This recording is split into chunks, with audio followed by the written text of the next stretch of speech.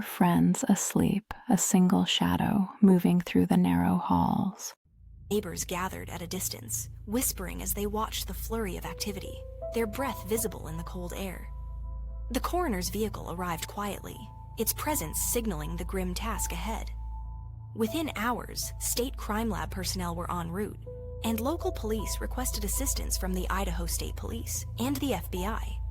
Meanwhile, the university issued a shelter-in-place advisory, urging students to remain indoors until authorities could determine whether the threat had passed.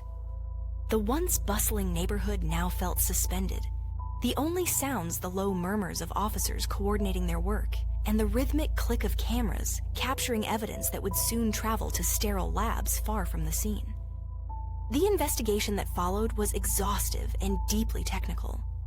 Detectives began by reconstructing the victim's final hours, tracing phone records, social media activity, and surveillance footage from nearby businesses. Analysts reviewed hours of digital data, comparing timestamps and geolocation pings to narrow the window of the crime. Forensic teams processed the home for trace evidence using alternate light sources and chemical reagents to reveal latent prints and biological material invisible to the naked eye. Each sample was logged, sealed, and transported under strict chain of custody protocols to the state laboratory, where technicians worked through backlogs to generate DNA profiles.